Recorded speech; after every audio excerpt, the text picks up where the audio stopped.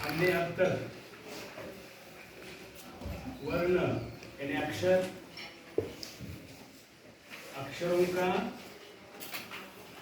सार्थक समूह होता है शब्द, और शब्दों से वाक्य बनते हैं, और शब्दों से वाक्य बनते हैं तो शब्द भी सार्थक होने चाहिए। शब्दों का सार्थक समूह होता है वाक्य। देखिए, तो इस व्याकरण के महत्वपूर्ण घटक वाक्य के बारे में अभी हम जानकारी प्राप्त करते हैं। वाक्य का मतलब क्या है? शब्दों का सार्थक समूह ही वाक्य कहलाता है। जैसे भारत एक महान देश है। भारत एक महान देश है। इतने सारे शब्द हैं और ये समूह, इनका समूह परिपूर्ण वाक्य यानी कि जिससे किसी विचार की पूर्णता प्रकट हो रही हो। भारत एक महान देश है, इससे पता चलता है अपने देश की महानता। अर्थपूर्ण शब्दों का यहाँ समूह आ गया है, और यही समूह अर्थपूर्ण शब्दों का ही वाक्य कहलाता है। तो वाक्य के प्रमुख दो भेद होते हैं, अर्थ की दृष्टि से और रचना की दृष्टि से। इस प्रकार दो भेद वाक्य के होते हैं। तो देखिए, रचना की दृष्टि से या अर्थ की दृष्टि से ये दो भेद वाक्य के भेद होते हैं। अर्थ की दृष्टि से लगभग 8 भेद होते हैं, और रचना की दृष्टि से 3 भेद होते हैं। वाक्य की रचना होती है ना, तो उस रचना की दृष्टि से वाक्य में कर्ता होता है, कर्म होता है, क्रिया होती है।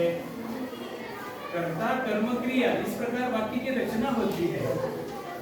समझते हो ना? तो इस रचना की दृष्टि से वाक्य के कितने भेद होते हैं?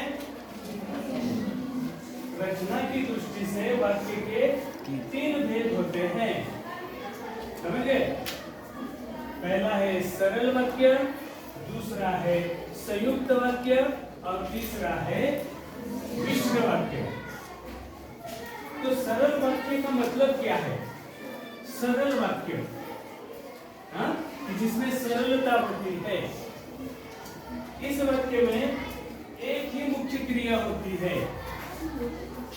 सरल वाक्य में एक ही मुख्य क्रिया होती है। जैसे मोहल्ले वाले अपनी फुर्सत से आते हैं। आते हैं ही क्रिया है, आना मुख्य क्रिया है। तो ये इस प्रकार अगर वाक्य दिखाई दे कि जिसमें एक ही मुख्य क्रिया हो या प्रधान क्रिया हो, तो समझिए वो वाक्य है रचना की दृष्टि से सरल वाक्य। रचना की दृष्टि से सरल वाक्य जो होता है ना, उसमें एक ही मुख्य क्रिया होती है। या दूसरा उदाहरण देखते हैं। लक्ष्मी के शरीर में एक सिरहन सी दौड़ गई। दौड़ गई क्रिया है, दौड़ना मुख्य क्रिया है, दौड़ गई। तो ये एक ही क्रिया यहाँ दिखाई देती है, और वो मुख्य क्रिया होती है दौड़ना। तो उस समय समझ लीजिए ये वाक्य है सरल वाक्य। सरल वाक्य में क्या होती है? एक मुख्य क्रिया होती है। वाक्य का दूसरा भेद है संयुक्त वाक्य। संयुक्त वाक्य का मतलब है दो या दो से अधिक सरल वाक्य समुच्चय बोधकों से जुड़े रहते हैं। समुच्चय बोधक अव्यय होता है ना, उससे जुड़े हुए होते हैं, इकट्ठा किए गए होते हैं, दो या दो से अधिक वाक्य होते हैं। कैसे वाक्य होते हैं? सरल वाक्य होते हैं। जैसे यहाँ उदाहरण दिया है, हम टैक्सी में बैठे और टैक्सी दौड़ गई। यहाँ और ये क्या है? समुच्चय बोधक अव्यय है। समुच्चय बोधक अव्यय किसे कहते हैं? जो अव्यय समुच्चय करता है, संचय करता है, इकट्ठा करने का काम करता है। किसे इकट्ठा करता है? दो शब्द या दो वाक्यों को इकट्ठा करता है। जैसे कि यहाँ देखिए, हम टैक्सी में बैठे, ये पहला वाक्य है, और दूसरा है टैक्सी दौड़ गई। इन दो सरल वाक्यों को, टैक्सी दौड़ गई, हम टैक्सी में बैठे, इन दो वाक्यों को जोड़ा है समुच्चय बोधक अव्यय ने। अब वो अव्यय है और, समझ गए? तो दो सरल वाक्य अगर जोड़े गए हो, दो या दो से अधिक हो सकते हैं, उसे कहते हैं संयुक्त वाक्य। दो या दो से अधिक सरल वाक्य समुच्चय बोधकों से जुड़े रहते हैं तो उसे संयुक्त वाक्य कहते हैं। जैसे कि और, ये क्या है? समुच्चय बोधक अव्यय है। परंतु, तथा, या, ये आदि क्या है? समुच्चय बोधक अव्यय है।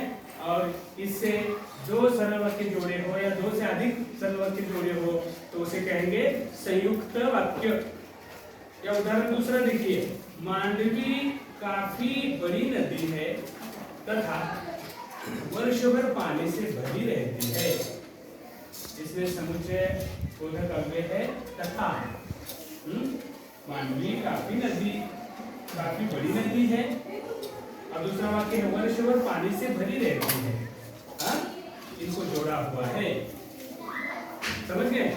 और मिश्र वाक्य, ये तीसरा भेद है रचना की दृष्टि से। तीसरा भेद है मिश्र वाक्य।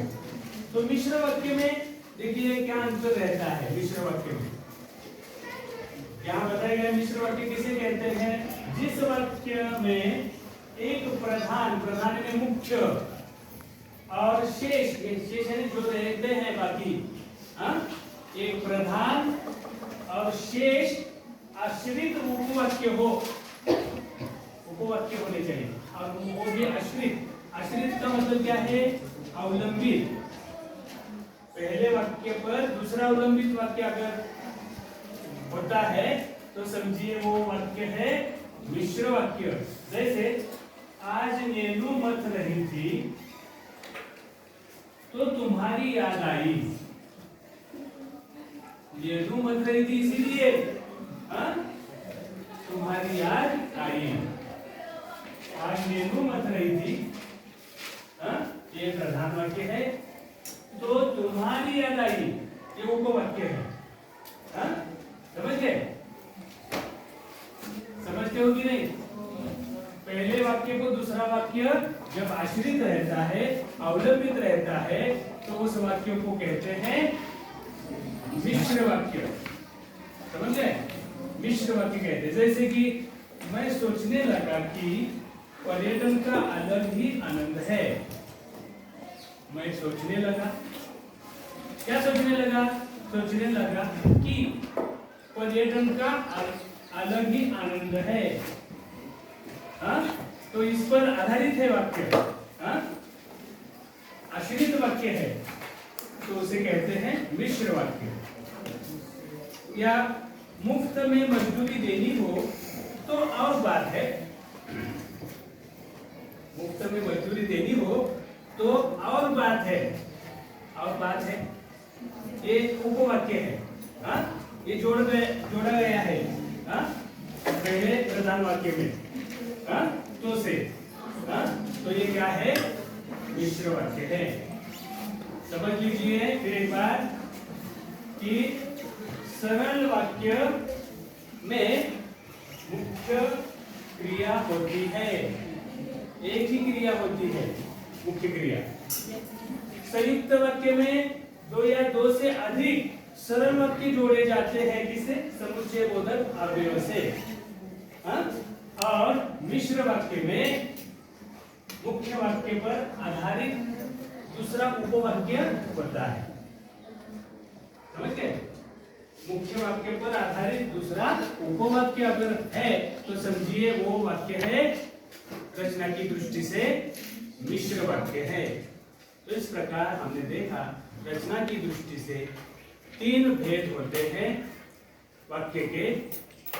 एक सरल वाक्य, दूसरा संयुक्त वाक्य और तीसरा मिश्र वाक्य। समझ गए? ठीक है।